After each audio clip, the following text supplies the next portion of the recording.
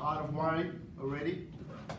We know all the components of an oil burner. We did that last semester with boring details. Hopefully you remember some of that. If you remember 50%, I'm very happy, because it's always something you don't use every day, you're eventually going to forget it. So we will keep repeating stuff.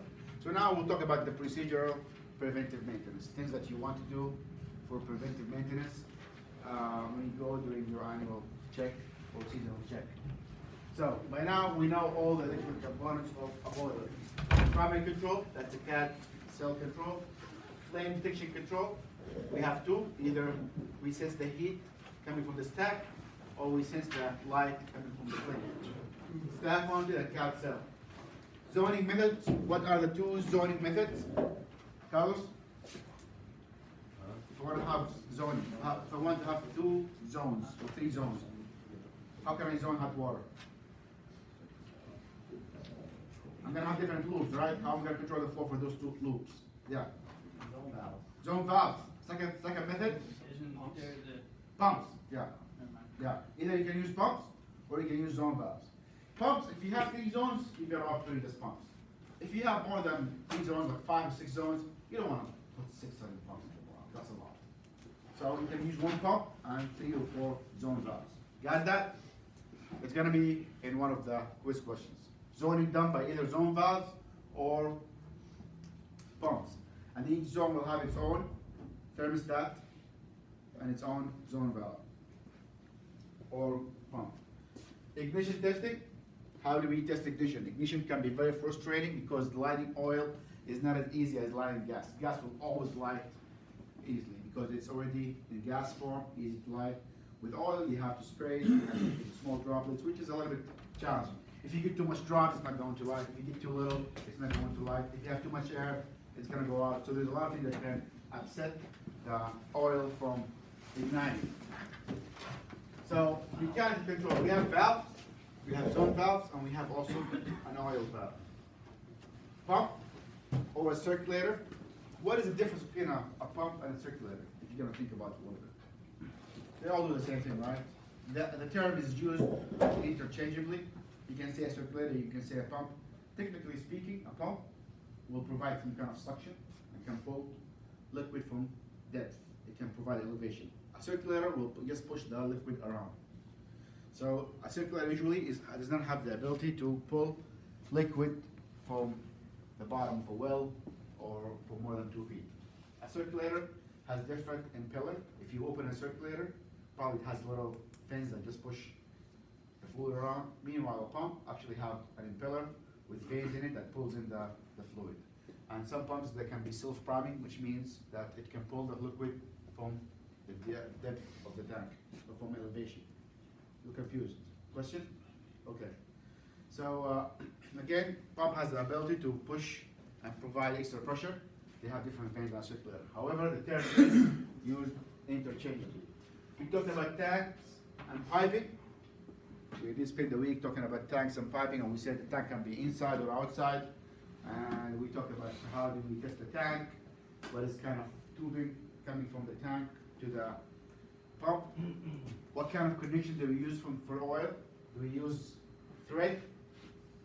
No. Do we use solder? No. What do we use? Flare. Flare fittings. Because flare is basically compression, and oil is very viscous that it's not going to leak. Heat exchanger inside the boiler. That's another thing you have to look at. So when we do maintenance, we do our combustion. I want you to go and just investigate all the components. Locate all the components, take out the boiler, unscrew the front, and look at the heat exchanger from the inside. This is where you have to clean every season. And we'll do, next lab, we'll do the same thing. So this week we did the wiring. Next week we'll do wiring, and we'll also look at the components and see how they work and take apart a boiler. So we'll spend some time doing that. Draft and vents. This is the flue pipes. Make sure they are in place, they're not shaking. There's no leaks. If there is leaks, use some kind of heat resistance duct tape. It's kind of aluminum foil to stabilize it and eliminate leaks. And also check the draft regulator, make sure it's moving. What is a draft regulator?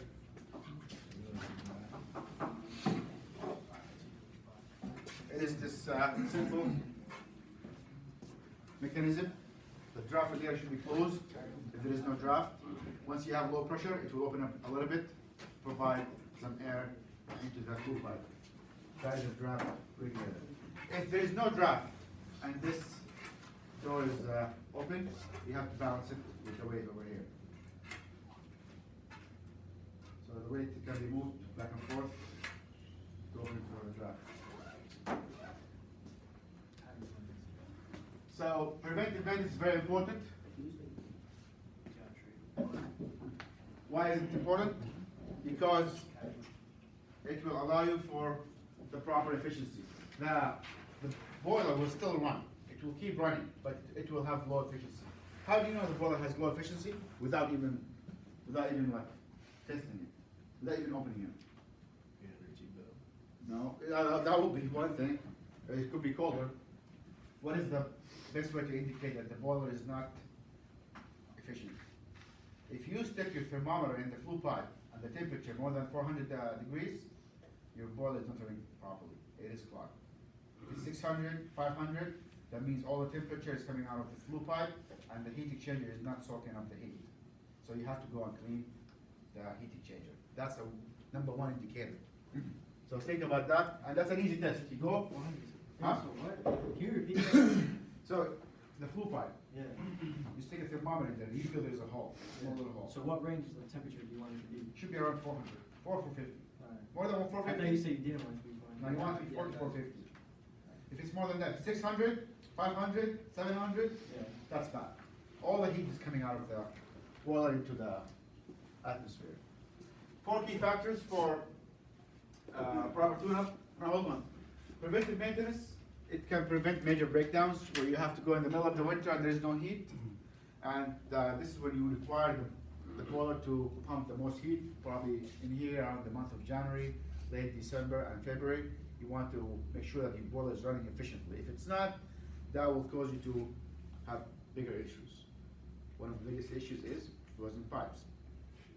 Frozen pipes going to exacerbate the problem. You're going to have to go and fix leaks and waters. So you have to do the preventive maintenance, and you have to explain to the person you're doing the maintenance for that even though it's running, it needs a maintenance. Otherwise, you're going to have a breakdown at some point, and it will lead you to have low efficiency. 4 key factors for proper tune-up: safety. Make sure you don't spill any oil. Make sure you don't leave any exposed wires. Make sure all the equipment has covers. I've noticed people here do not put covers back on the equipment. Try to practice good habits that once you finish working with the equipment, put back the caps, put back the covers. They are there for a reason. Most people psychologically are less inclined to go and touch wires if they're covered. People do not like to open covers because they're afraid of what to see. So put the covers in so nobody will go and play and stick things in it. So don't leave things uncovered. If the cover is broken, try to replace it. Wiring, make sure all the wire nuts are properly connected. Tug on it a little bit before you stuff it back into the junction box. If the wires are too long, trim them so they'll be stuffed in there properly.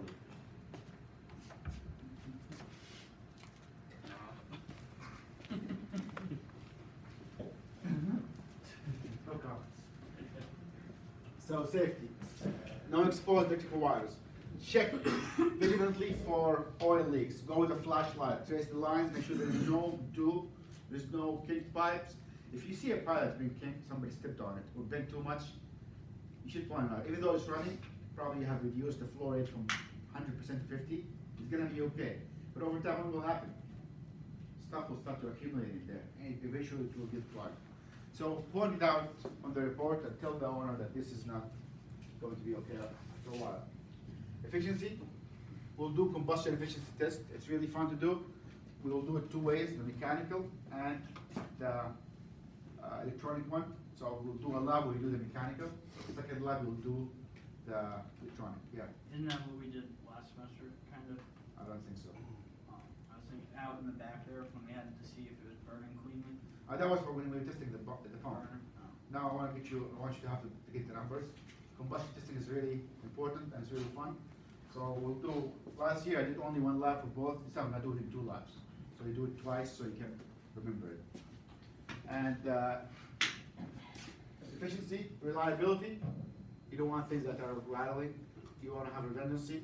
Sometimes some equipment require a lot of ordering time. So if you have a motor that seems like to be on the verge of going, but it's not there, it's overheated, you might want to tell the owner to order that part and keep it on the side just in case, because sometimes you have some delay time, especially during high season. Good luck getting a technician to come in for emergency during the high season. I had a friend who had an issue with his boiler, and he called the gas company, told them the nearest, that was in December, the nearest appointment we can have for you is in February. So that's really tough. And so make sure you have all the equipment you need, especially if you have one of those foreign boilers, like Viessmann's or Manchican or the other ones. They always have different components. Cleanliness, leave the area clean. Don't leave a lot of debris, try to clean it. Brush the top, sides. When we talk about cleanliness, talk about the inside and outside. If you look at the flue pod, spend some time with the mirror and light. Take your time, just looking at stuff. You'll find a lot of clues. You might find the flue pod is clogged. Go inside with the mirror, look at it. And also, tools. Get the right tools. Having the right tools will make the job much easier, make it less annoying and more comfortable. So if you have the proper mirrors and cameras, I'll show you actually a new gizmo, which is really awesome, which is like a snake camera. A camera that can go inside the tubes and take pictures and can be connected to your phone through a Bluetooth. Is that what you're doing? That's pretty awesome. Huh? Yeah, kind of. See that? So isn't that what they do with colonoscopy? Yeah, it's kind of similar. You go inside and take pictures, it goes to your phone, That's your house. and take videos, so you can see what's going on, because it has replaced the mirrors a lot. No, I ain't getting them. 40 and that's it. Shut up. So check that all the control system are working. Cat cell control and safety timing. How do we check for cat cell control? That is actually have the 15 seconds. Turn it on, don't uncover the cat cell. You should shut off in 15 seconds. If it doesn't shut off, recheck that. Yeah, something's wrong, and you should report that. High and low limit cutoff. We'll take our time and try to do that in the lab. Does it cut off in the high limit or not? So leave the boiler on for 10-15 minutes and wait for it. Look at the temperature, look at the setting, make sure it matches, and make sure it's shut off. If it didn't shut off, that's something's wrong in there. Check the relief valve operation and PM due date. So do we know what a relief valve look like? Relief valve are always on the top for steam boilers and some hot water boilers. And how do you check it? First of all, there's a sticker on it, there's a tag on it with the engraving with the due date and the inspection. It should be inspected every 2 years and calibrated. How do you check it? Simple operation. Just pull it. Yeah, just pull it. What if you pull it and it doesn't come back? You got a problem, replace it. Replace it. I did a job once where I pulled it and it didn't come back, and the guy was trying to blame me for it. Oh, you broke it, what's good? No. This is how, so now I tell somebody, by the way, I'm gonna try to open this is the regulation, and if it doesn't come back, means it's bad, it has to be changed. How much the relief valve? Looks like they're- No. On eBay. What, 80 bucks? No, like between 30 and 50 bucks. Not that expensive, and they are kind of universal. What is, listen, what is the pressure for relief valve? Usually. For the relief valve. Like it coming out? When did it open? At 100 PSI? No. PSI? PSI. 120 No. 30? 30! How do you know that? Educated guess. Good for you, we have good kids. It is 30 PSI. I think you said it before. Isn't that low? Line is stuck, huh? Isn't that low? Yeah, you don't want a lot of pressure to build up. The system is not supposed to build a lot of pressure. And then the pressure for the pump. Pressure for the pump is on the right side, and the relief valve is 30 PSI. What is the pressure for steam boiler in a home? Maximum? Like 40 PSI. or 10. No. Less. 7? Who said 2? 8. 2 is correct. 5 in some steam boilers, but the maximum allowable is 2. 2 PSI is very low, so imagine 30, that we give it a lot of leeway. So 30 is a lot. You don't want to build up more than 30. More than 30 is going to be a lot of scary steam coming out. And you got to have a lot of respect for steam, by the way. 2 pounds of pressure is a lot. It's a lot. Yeah, 2 pounds pressure is a lot. So perform a smoke test. How do we do a smoke test? Why did I ask that? So a smoke test is a very simple, primitive technology. Till now, there is no smoke test electronically. You actually go with a pump. There's a pump where you actually draw air, and there's a small little piece of paper where you draw the air from, and it should, if it get this color, that means there's smoke. We'll do that, we'll do combustion testing. So you always do a smoke test before and after. So before you start, do a smoke test, and after, do a smoke test. What if there's no smoke? What are you gonna do? Huh?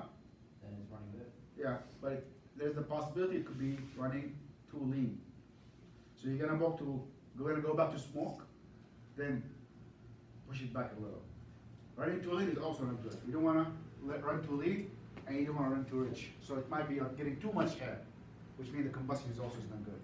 So I'll show you how that is done. Check for carbon monoxide. You're gonna go with a sensor. Check for monoxide. Check around the equipment for leaks. When I say leaks, I'm talking about oil leak and water leak. Make sure there are no leaks. There should be no leaks. And if there's leaks, probably there's a problem. Do you need to flush the system? Jesus. You need to check the system to flush it. How do you flush the system? You drain all the water coming out and replace it. Over time, the boiler will collect some rust and debris, and also the pipes will collect some dust and debris. So you want to check that. Is that bottom? Huh? Is it at the bottom? Yeah. So once every season, try to drain the system and get new water in it. Either it's steam or water, try to drain it completely. And check before you drain it if it's antifreeze or regular water. Efficiency. Use a combustion test on the system. Adjust the air intake, draft, and smoke or fuel flow. Change the nozzle and filter, and check for unusual problems. What do you mean by unusual problems? Look for the filter. If it's full of bacteria or like a sludge, something wrong with the tank, go and check the tank. So in theory, a PEM should take around like 2 to 3 hours. So take your time. Don't rush through it. A lot of people, okay, it's running, and they go on. Take your time, you're charging for it. So take your time, check all the components slowly, and make sure it's running. And if it runs, don't just leave. Wait at least the temperature goes up, and it cuts off in safety, and check everything is okay, and check for it to recycle. Because you'll leave and you forgot something, and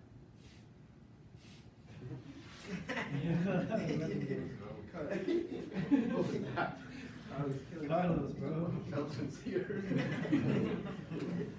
So check for You thought it was about here. So you got about the room. He said, it's my shit. No, we did this basic, that's the great thing.